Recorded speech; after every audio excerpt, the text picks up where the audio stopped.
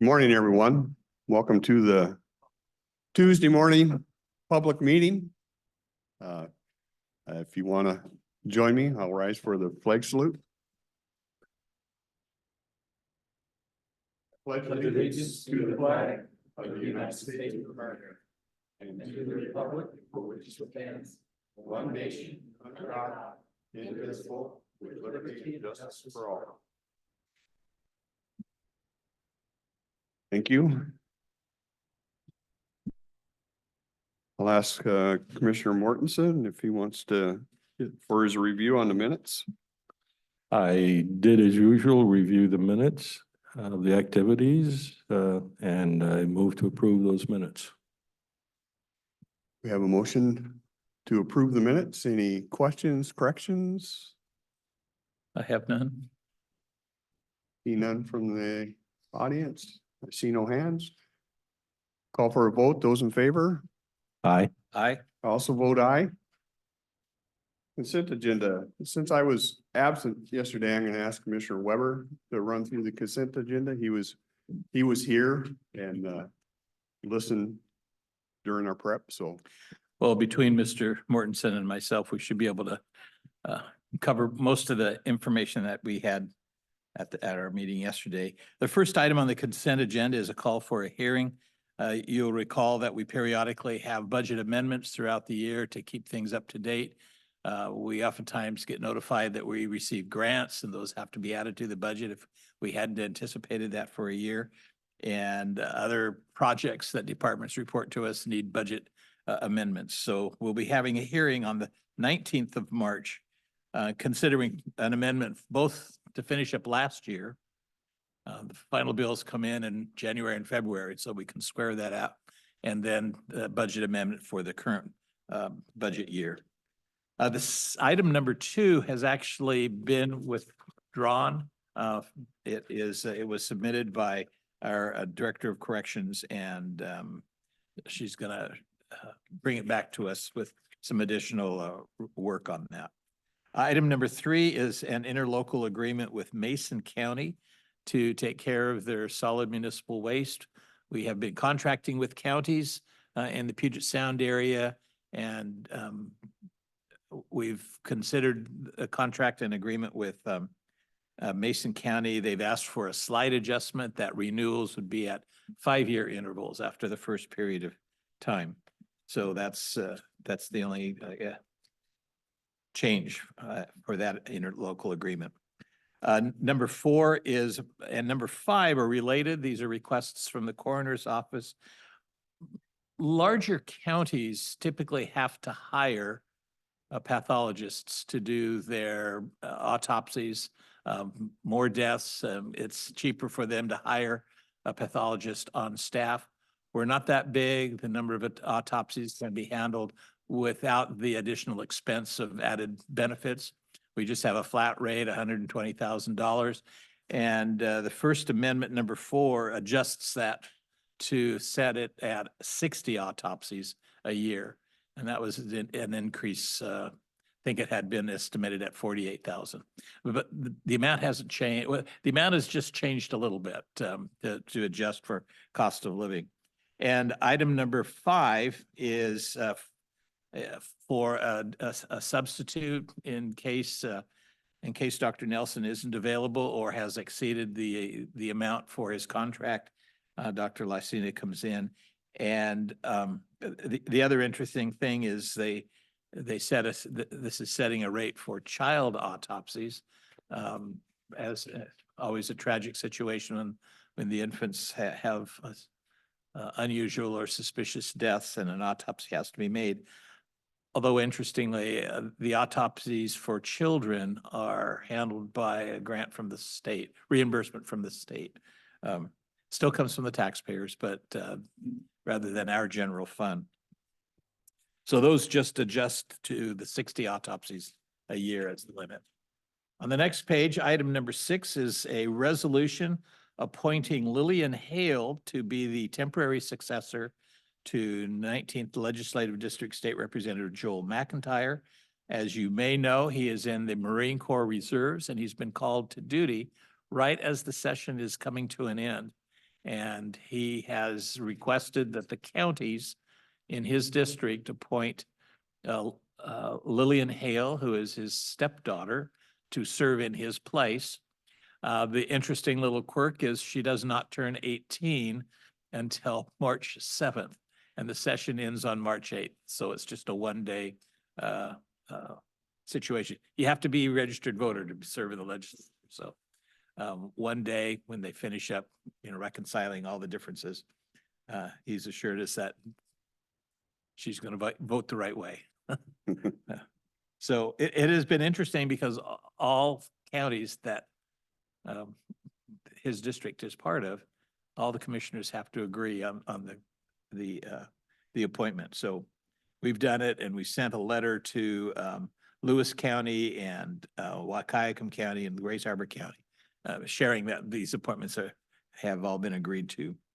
Item D is a letter from Bill Fashing, the Executive Director of the Council of Government. Council of Government has an important responsibility to approve transportation grants that come our way in a number of different categories. And we have been notified we've received funds for a grant for some improvements on Coal Creek Road. Fully anticipated, we'd applied for it, so this just is a confirmation. We'll be able to spend those dollars. Item F is from the FERC, our favorite Federal Energy Regulatory Commission. They are constantly monitoring the dams on the Lewis River, making sure that the dams are safe and operated in an appropriate manner.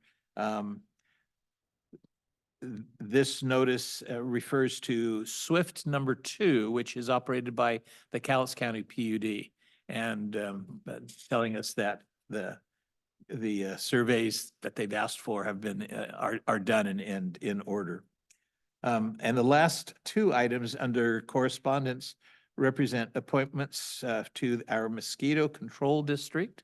That's an agency that collects money from assessments to go after mosquitoes that, if left to their own devices, get out of control and cause a lot of discomfort. So we have this little agency, 5 people are appointed, and 2 of them had terms that expired, so we had to refill their appointments. Last item are the vouchers from Drainage Improvement District number 1 and a variety of different claims that have come through from the various offices. The process is no claim can be paid unless the rules and policies have been met by the various departments, and the auditor ensures that that has been the case. So the vouchers today total just shy of $3 million. Are there any other questions? You want me to chime in? Sure. Just for clarity, pathologists are very hard to find. In fact, we are one of the very few,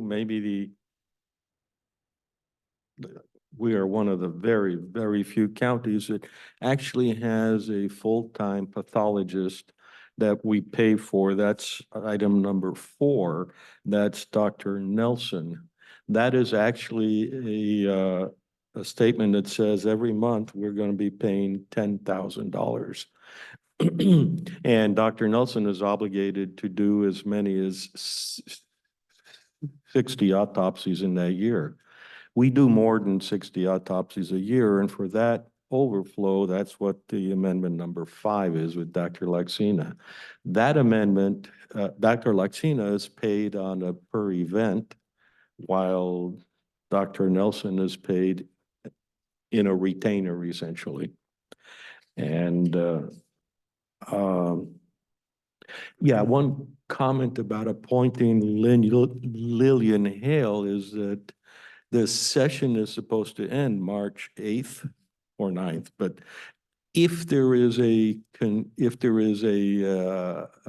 call for a continuation, I forget what's the proper term? Special session. Special session, we may have to do this again. So if you may see it again, it's nothing unusual there.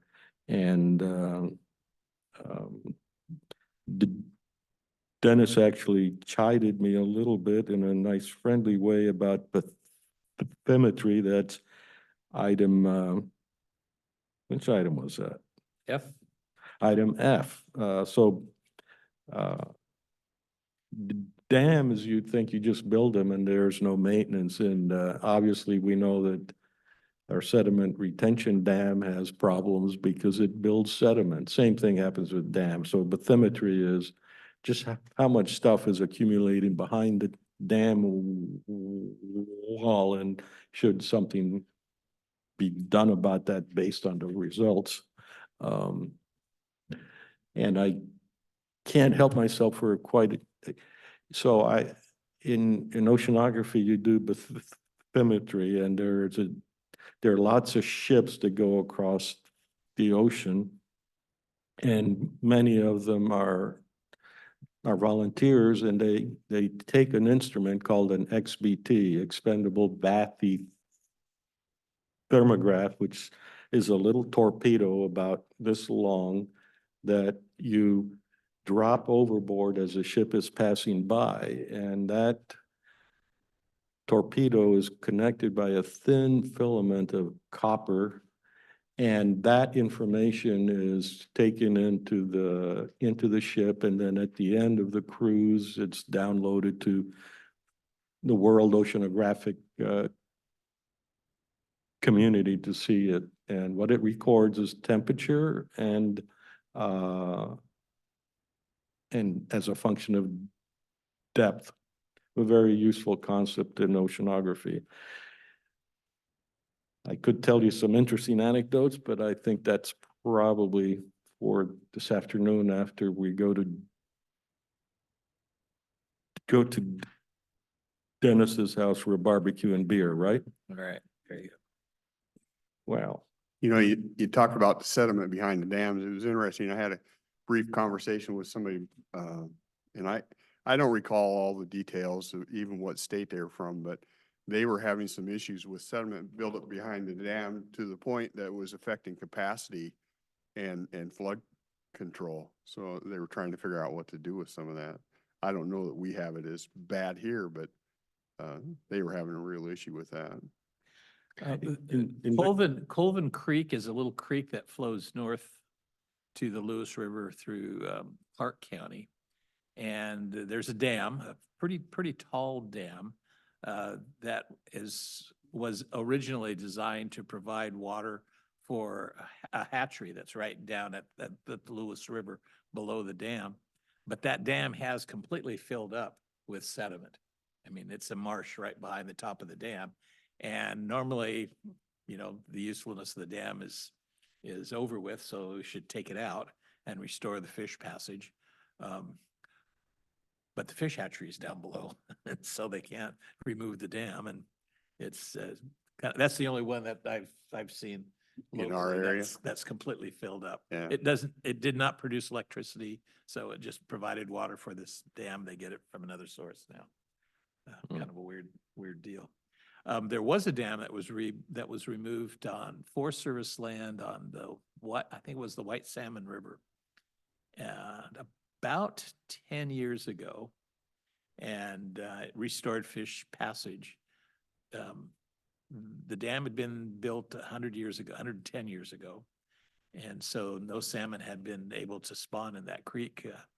Within the first year, salmon had found their way back to the former spawning grounds, but the sediment has made its way down to the Columbia River, and you notice it if you're driving down Highway 84, particularly because it's this big delta out in front of the mouth of that river. Except it's not there anymore. It has steadily moved. It's now down at Government Island, which is the island you cross over on the freeway to go to PDX. And I imagine it'll make its way down to the Klamath and the mouth of the Cowlitz. And once it gets past the Portland area, the Corps' job is to make sure it doesn't clog up transportation. So it's interesting, those things make their way down. Just like on the Cowlitz River, the sediment from the road washouts finally making its way down to Longview and Kelso. So sediment is important. Mother Nature has its way of doing things and we can only intercede to a certain extent. True. And it takes a lot of energy to do that. Yeah. Yes. Well, I don't get this opportunity very often, so I would make a motion to approve the consent agenda as presented. Any questions? Any questions? I'll let you call, you read it, I'll let you call the vote. Okay. All those in favor of the motion, say aye. Aye. Aye. Aye. All those opposed? That motion carries. Okay, we have, one motion item today. Dallas County Comprehensive Parks Habitat and Recreation Plan.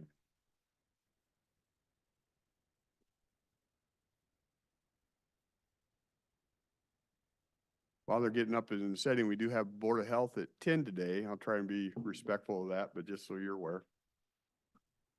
Good morning, Commissioners, members of the public. Savannah Clement, Cowlitz County Public Works Services Department. And I'm here with Alyssa Dunn, who's our Parks Operations Specialist. And we have in front of the board the Parks Comprehensive Plan. This has been workshopped several times over the last 6 months or so.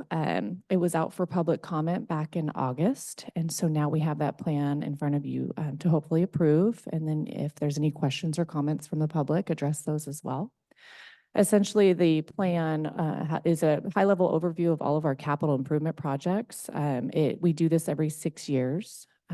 We also will do amendments here and there if we've added more projects or funding sources become available. And so that's pretty much the gist of the plan itself. Some big project updates that we've added include a pump track at Riverside Park that we would like to move forward with, and then also a legacy park play system, which we're hoping to secure additional ARPA funding for, excuse me. And then we also have all of our projects included that we've completed over the last few years. So there's a lot in this plan, and it's pretty exciting to see what our parks will start looking like moving forward with all these projects going into fruition. So I have Alyssa here as well. Alyssa, did you want to add anything else? Just that this plan is important because it goes to the state RCO so we can apply for grants. That way we can have matching funds to do these projects. So about 10 years ago, the state of Washington passed a huge bond issue to make money available for park development of all kinds, from ATV parks to static picnic parks and so on. But we have to make application to it, and the competition is pretty stiff. We have made a number of grants, been successful with a number of grants from that state agency, sometimes referred to as RCO, Yep. Recreation and Conservation Office. And they have millions of dollars every year to spend throughout the state. Alyssa, I wonder, just for the benefit of the citizens here, remind us just a few of those RCO grants and what they've gone for already. So the last one we got was they call it a YAF. So it's youth athletic facilities for Riverside Park. We revamped the soccer fields. Basically, we stripped the sod off the top and regrew it, and it's nice and flat. And the holes that kids were tripping in are no longer there. And with that money, we also renovated 2 of the bathrooms that service those soccer fields. We put in a new fence around the soccer fields to keep the ball inside instead of on the road. Some of the other projects have also been for the public shooting range. We've gotten 2 for up there to expand the trap range and to actually just build the whole facility. Another project is we're building another bathroom up there at the shooting range for the trap range itself. And then we've gotten grants. Actually, Riverside, when it was first built, was from one of these grants back in the 70s. Willow Grove was another one. So a lot of park agencies in the state, they go through RCO to get extra money. So in our discussion yesterday, we talked about kind of an emerging issue. Adjacent to the shooting range is some unused, unregulated sandy area from what we call LT1, which is leftover sediment from Mount St. Helens. And folks have discovered that's a great place for off-road vehicle racing and tearing around. It's actually a pretty nice, relatively soft soil. And it's been, it is kind of interesting when the county first agreed to go forward with the shooting range at the request of the Cowlitz and Fish and Game folks. The neighbors were concerned about the noise from the range. And that project was reviewed by a hearings examiner who made some requirements on how to muffle the sound. We no longer get complaints from the neighbors for noise from the shooting range because it's done very well. But they complain about the noise from the off-road vehicles. But that's also in a sensitive area as the sediment continues to slough off into the Toutle River. And one of our long-range plans is to try to stabilize that bank, which would necessitate using that space that's currently recreation. It's not designated officially. It's kind of an informal park, but that has created an interest group that not only wants to help police themselves and pick up trash and, avoid damage and things like that, but we recognize that's an interest that the citizens have. If we change the use to that shoreline restoration and a tree farm, we'll probably need to look for another location. And that new location would be an ideal location or would be well qualified for one of these RCO grants because, has to be on the plan. The deadline for the grants is May 1st. May 1st. We have to have our plan done in And March. they have to get a copy of our updated plan March 1st, right? Yep. So it's timely that we go forward. And in context to what you were mentioning, LT1 and Cook Ferry are also on this list for the very reasons you mentioned. Yep. Thank you. Are there some other undeveloped areas that may possibly at some time in the future? Just an update on what we've done. Kellyman Park is one, undeveloped park area. Recently, we went in and put in parking area. We're looking at bathroom structures for that location. And we're also looking at trail partnerships moving forward in other areas that we don't have currently parks established, but may have park land available. So that we have a lot of on the list. Did you want to talk about anything that you've been looking at? Yeah, future grant opportunities, is that what we're talking about? So new parks, is that the question? I know there has been a little bit of interest in developing a fishing area called Hog Island or Hog Island? Hog Island. Hog Island. Yeah. Out by so where that's I a- live. Yeah, that's way a- up, that's way a up north. potential. We actually went to a site visit there, a week or two ago. Okay. We went up there to take a look at the space, look at parking Put a opportunities. sign up. We put a sign up. So yes, we've actually been out there very recently to look at the opportunities with that property. Just long-term kind of planning and ideas.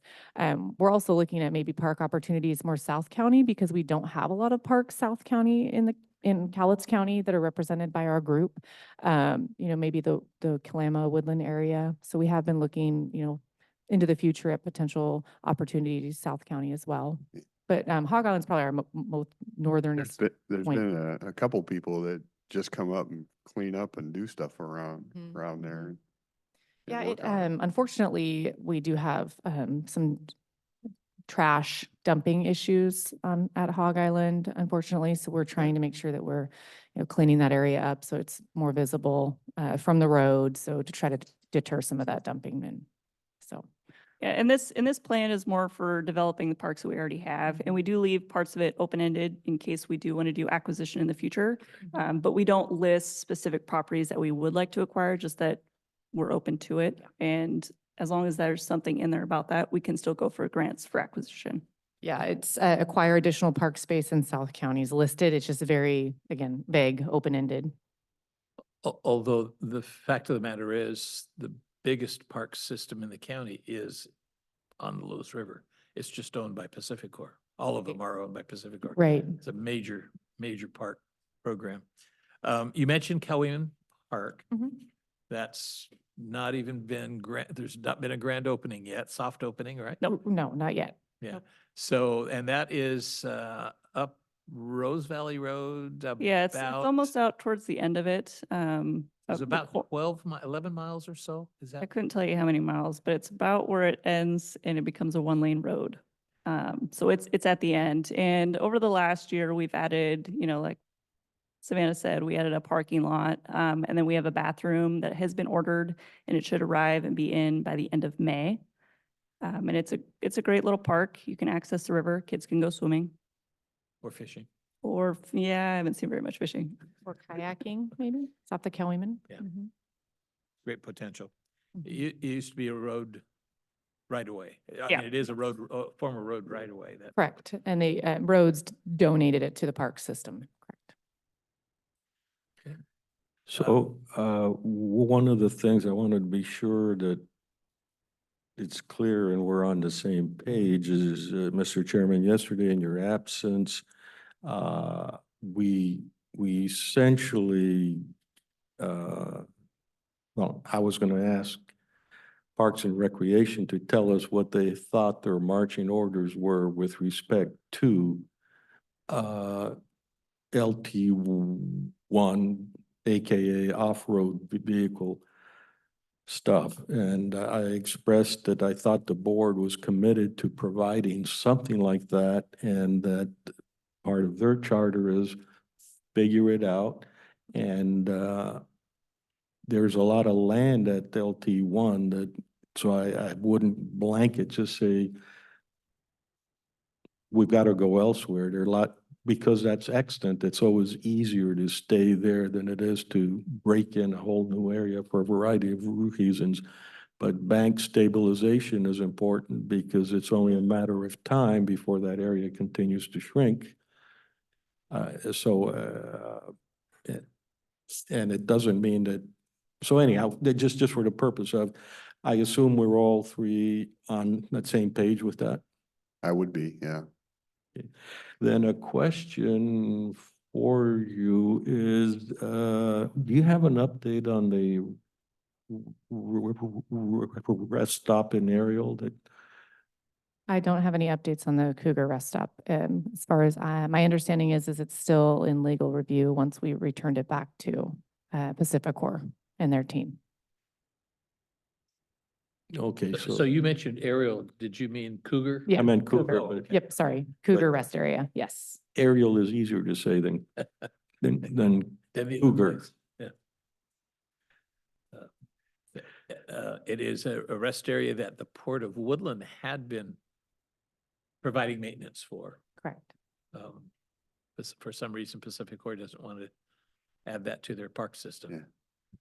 So again, the reason for bringing this up, both is we have public out there that is really interested, and this is one way we can communicate our intent. I'm very careful. It's very difficult to promise anything other than one's intent.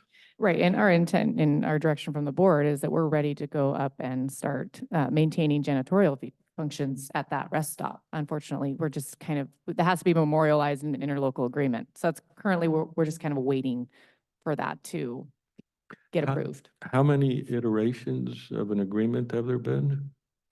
This is probably, so the first one was, gosh, 25 pages, went down to 10. We responded with like 3.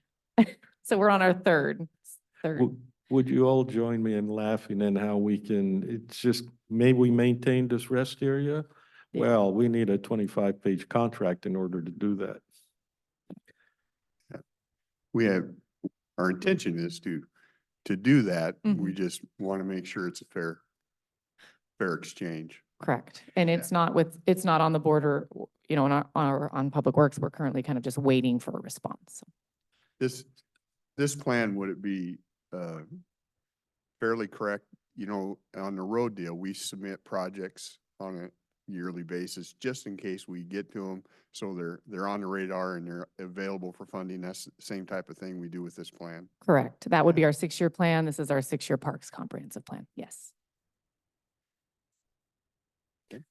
Mr. Chairman, I don't think you need any action on this one, do you? We have to adopt it. Yeah, it's a Oh. motion item. adopt the updated, okay. Mr. Chairman, I move we adopt the updated Cowlitz County Comprehensive Parks Habitat and Recreation Plan. We have a motion on, comments, so? I just have one comment. Sure. If you don't At the, mind. Absolutely. Um, It's green, I think. Okay, there is one park that I'm very interested in. I take my horse there occasionally, and it has been ruined. Okay, I can't remember the name of it. You can access it though. It's on the east side of the east side of Cowlitz, the west side of the Cowlitz River. And you can access it through Camelot. That's Cook Ferry Trails. Cook Ferry. And they have devastated it with these huge humongous holes. Okay. And then I'm sorry, there's been vandalism all along. And many people go there with their four-wheelers, they had a nice trail, that's totally ruined. I want to know about how can we stop the vandalism? And can we get there? They're not going to dredge the Yeah. river. Can we repair? green light's not on. It's not. Oh, now it's really green. Okay. Can we have the holes repaired and make that the park that it was? Are we talking the sand that they took out, the big holes? The huge holes, the ones that are bigger than this room and very From deep. this- They're the sand at the mining? parking lot Okay. by the Cook Ferry or down farther, excuse me. It's called Chinook Park or something like that. The parking lot Correct. And there's gigantic holes. where they took the sand. So it shouldn't have been. Isn't that where the sand that was stored there from the dredge spoils has Yes. been sold? Correct. So that's kind of like, it's a sort of a mine that we sell that as an asset. Correct. So just a quick history. So those are Mount St. Helens dredge spoils. For those who don't know, Cooks Ferry and LT1 are two of our locations that we put those dredge spoils. A few years ago, we started working on contract to allow people to utilize that sand for construction ash. And so they've started to do so at Cooks Ferry. And so the big holes that you're seeing is where they have dug out the ash, the sand, and they actually pay the park system money to do so. So that should not be occurring on any of the trail systems, though. That should not be on the active park locations that people utilize. But what you're saying is it is. Well, if you have a horse, it's very discerning to that poor animal. To see they- that, okay. You know, and Okay. it kind of freaks them out, actually. I see. But if you're not going to use them, you know, maybe they can be smoothed over. Sure, no, I Instead understand. of just left there, because Mhm. that's one of the problems. But is there any way to patrol or take care of? I mean, we really enjoyed having the tables there and the garbage cans there. And, you know, it was someplace for people actually to they even camped. And now most of that's destroyed. Is there any way to patrol that area?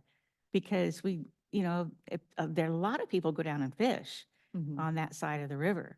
And I'd like to have it improved and make it a much better park for these people. Is that a possibility? Yeah, we could always improve the park. It's vandalism. I can't stop it, sadly. And it happens at all of our parks.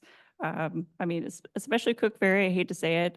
We put in something nice like a table and it's gone within a week. People just take it even though it's concreted in. It's know, amazing. I know. People steal garbage cans out there. So we're constantly picking up trash sites out there and garbage, and we try to keep them up the best we can. But if you see anything and it's been there for a little while, if you could just call our office and let us know where it's at, we will get to it as soon as we can.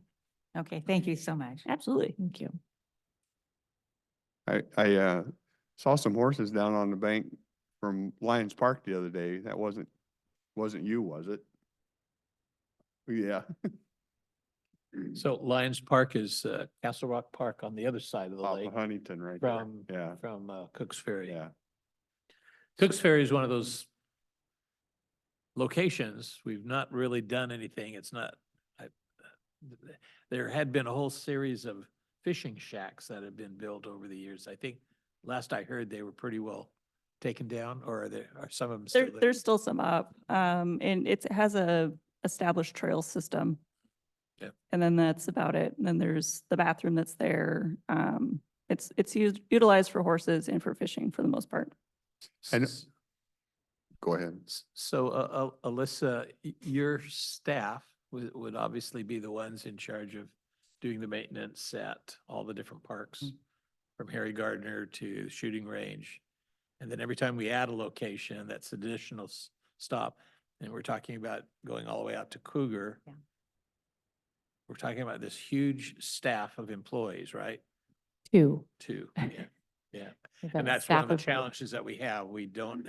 We haven't spent the resources to develop a parks. In fact, since I've been on board, we've actually given away 2 parks.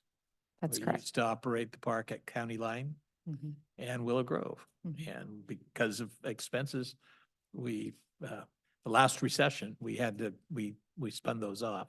They're still open and they're operated by port agencies, but that's, parks is one of those areas that gets hit whenever there's a recession. Mhm. Um, But it's not surprising as we hear more people wanting to do recreation in all the different kind of locations. Pressure may be on for augmenting that staff, but Right. that may be for another Board of Commissioners to resolve. So specifically, I'm interested in the process and closing the loop. It's too often that, we don't have closure on a request or something like that. So we just heard essentially a request. Mhm. What's going to happen from here and how do you get back to the person that made the request? Oh, good point. So normally what we would do with any request from the board, or citizen in a public meeting, we would likely follow up in a public meeting, whether that be a workshop, which we meet Wednesday afternoons, or, in some cases, if it's not more of a public response, it's a phone call. So phone call back to the member of the public. So what I like to do is if I have a public request, I usually will wait, talk to the person after the meeting, give a business card, follow up in that way so that they have some closure. So in this case, I would think you would want from the board a sentiment of appetite for supporting that or not. And then you would say, okay, I've got to work that into my overall plan with 2 underutilized employees doing a lot of work. That was sarcasm, of course. And so, and typically nothing will get done unless you say, okay, I will get something done, announced, decided in a month, let's say, where you then say, okay, we have an idea, we're gonna go there, and you talk with, pardon the use of the word stakeholder. Mhm. Am I doing all right in this Yeah, case? yeah. I mean, to me, it's just really honestly good customer service, good public service, right? We don't have necessarily a policy or practice in how we respond, just that we make sure that we follow up and we respond appropriately in a short period of time. Yeah, I'm assuming sort of all that. Now I'm really looking for a specific answer to that question. How am I going to improve Cook Ferry? That you're going to look into the issue and come up with a conclusion and issue a timeline that based on what you know now. So for example, you might say in my plan, the plan that we're about to adopt, that horse park isn't in there, or is it? It is for future growth, but it's not specifically for a horse park. Right. Correct. Yes, it's in there. And at some point, you'd want to put something in there, perhaps. And, but in any event, if I were the citizen who came up and asked, I want to know. And there's no, it's one of those things where you can provide some feedback. You don't provide a solution because it Right. might be 6 years from now, or it might be 3 months. Right. Likely, but. The good thing about parks too is there's some tangible results we can provide, right? I mean, you can see it if we're ensuring that we're going to improve something or follow up on something. And hopefully that's another piece that's provided to stakeholders. When they bring us a complaint or a concern or a follow-up item, they can see us responding. So that's nice. And in this case, you might enlist from the citizen, or ask the citizen to go out and try and get for you an honest assessment of what the interest is. So generally speaking, when I receive requests and complaints, I usually work with them over the phone or I'll meet them at the park and we'll go through what changes they would like to see. And if we can do it, we will do it. And I usually give them a timeline as to when we'll get it done, Good, okay, and that's in play here. when they call me. Yeah, Yeah. So are you expecting a phone call from her? Or are you going to be responding to her Yeah, since she came to us here? I'll meet with you. Okay, yeah. I'll get your info. bingo. That's- Probably just a couple comments from historical perspective on things I've worked on. These type of things really take volunteer involvement because we don't have, you don't want us to spend for the staff and the enforcement to protect everything out there. It would be a never-ending siphon. So the places I've seen that have worked well, like Backcountry Horsemen, I think they take on the Willpaw Hills, they take on different areas and they make sure it stays up and deal. Northwest Motorcycle Association, that I used to be president of for a decade, will take on areas like LT1 and make sure it stays picked up and clean and all that kind of stuff. You can't do it all yourself. The user groups have to also step up and help with these things. So that would be my comment on that. We can't send you enough money to take care of all of it yourself. Yeah, absolutely. We discussed that yesterday, Commissioner Dahl, you weren't here, but we absolutely agree. And our most successful park areas are managed and assist with community groups, volunteer groups, Friends of Harry Gardner Park. Commissioner Weber mentioned Cowlitz Game and Anglers at the gun range. So absolutely our most successful areas that are the best policed have volunteer groups. There's a helping. motorcycle group in Shelton, Puget Sound Enduro Riders has been taking care of that for us for better than 20 years. They keep it cleaned up and stuff like that at no expense to the landowner, which is a great benefit for both. So I know it can be done. yeah, I think we can only underestimate the importance of a user group deciding something here for a small user group, and we have no sense of how to prioritize everything. If it's free, the demand is infinite. Well, in this case, it's not free. A user group has to be involved, the motorcycle club, and so forth, and that lets us know the Yeah. level of importance, and it gets the job done. The Forest Service, I've gone up and done trail repair of Gifford Pinchot, rebuilt a bridge with a group and stuff. So, I mean, they rely on those type of people a lot, so. And I know you know that, I'm just saying it. Yeah, we're proud of our parks. We know that it can define a community, when people are moving to an area, it's, well, how are the schools? Are there any parks? It's part of, who we are, and it does, it's the tangible things that people see. So we're proud of what we do, but we definitely could always use the help and support of the community. Any other questions? So, ahead. the importance of volunteer groups can't be understated, as we've mentioned. But in my experience, we always have to keep in mind that volunteer groups kind of have a life of their own. Usually there are a handful of people who are the real advocates, and everything works really well when there's a handful of people that are committed.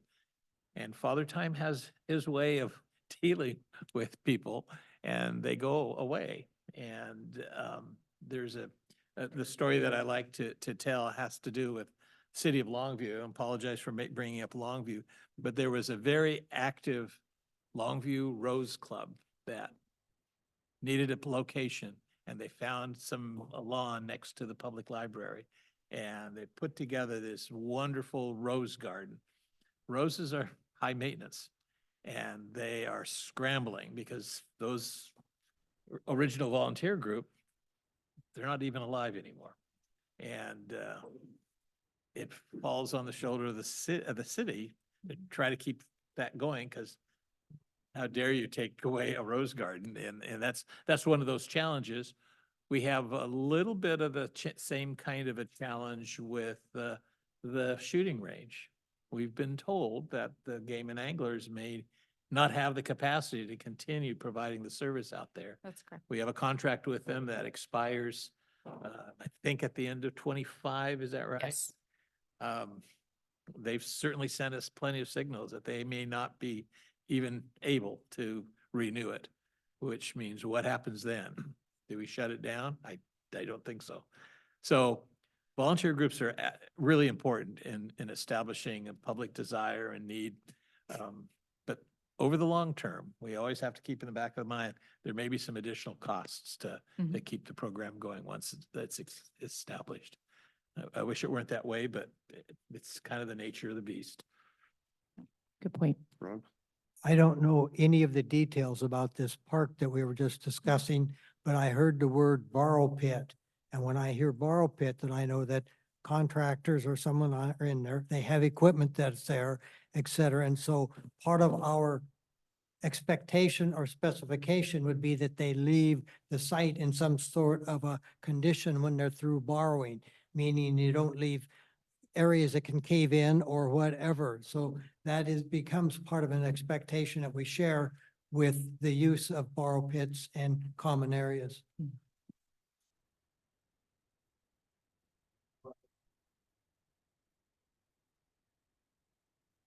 All right, a new subject to complain about, nothing on you guys, of course, but, you know, having grown up here, it used to be the park was gosh dang going out on a logging road and do whatever you want. And it was pretty fun. You had a good time out there all the time. Now, the big companies, Weyerhaeuser, they have locked up all their roads. Can't blame them for doing that in a way. However, that was the park when I was a kid. So when they did that, and I've kind of gone through this progression, right? So it's like, okay, so I want to go out, I want to race around a little bit, I want to shoot my gun. So the natural spot to go was to that Tootle spot.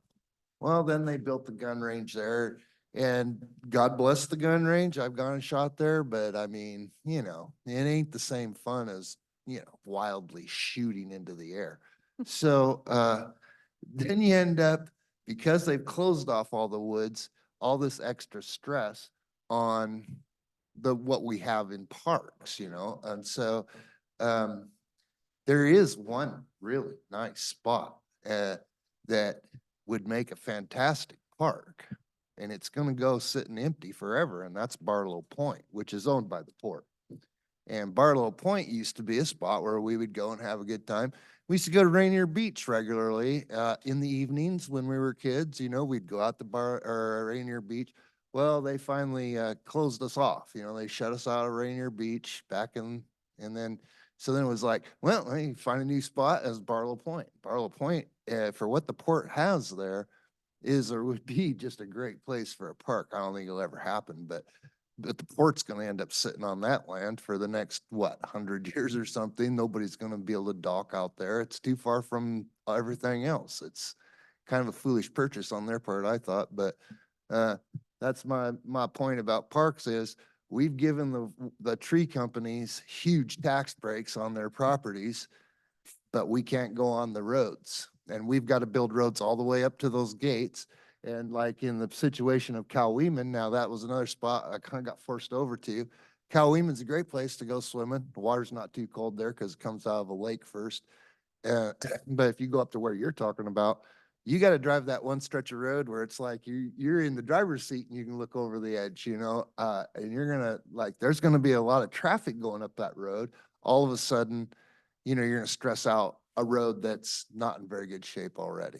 So, you know, it's kind of a rock and a hard spot. I feel for you guys in a way because the population never used to have to congregate like that. It used to just spread out all over the place.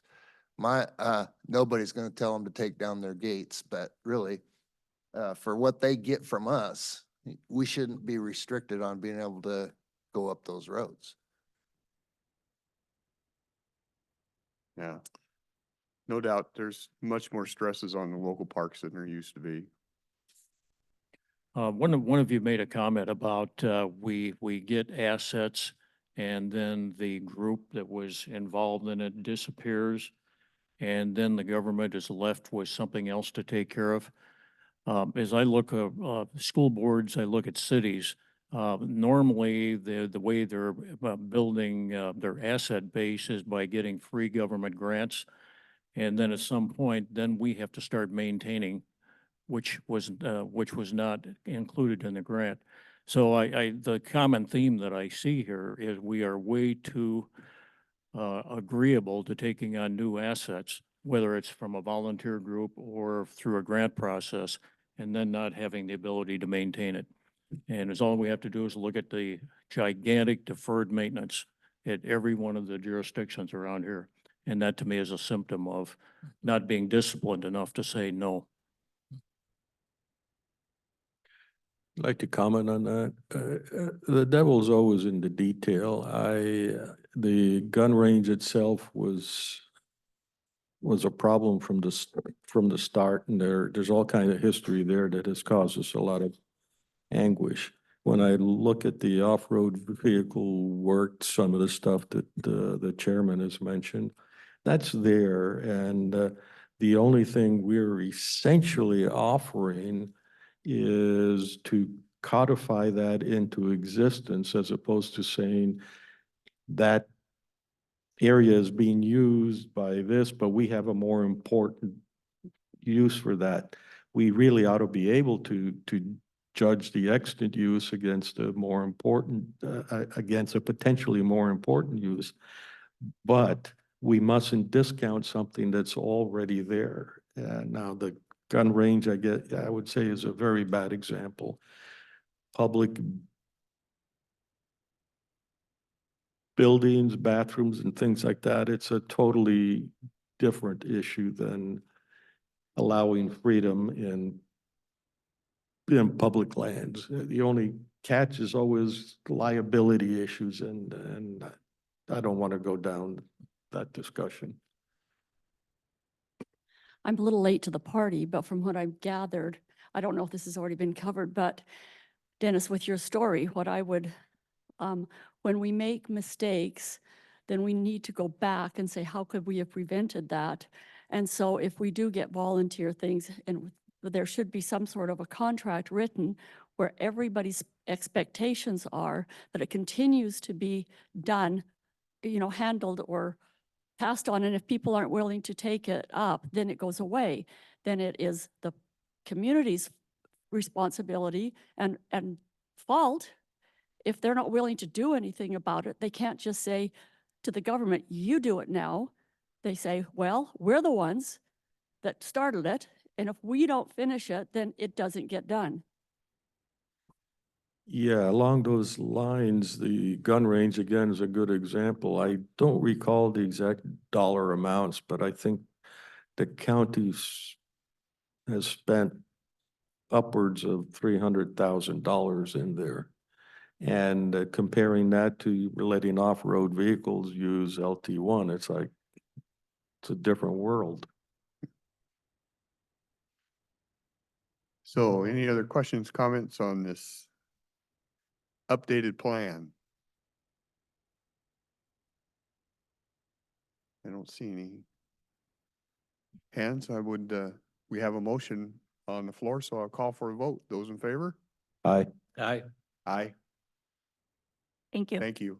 Thank you. Okay, we got a couple minutes. We can open up for public comments for just a couple minutes and then try to get to Board of Health, or if I see none, then I'll take a recess until Board of Health. I will remind you, tomorrow at 2:30, we have Three Rivers wastewater in. That may be interesting. I know they got a new project going on, and I think that's what they're gonna talk about, so. Seeing none, we'll recess till Board of Health. Okay?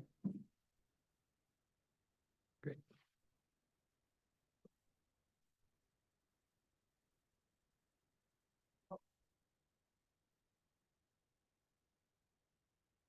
Tim?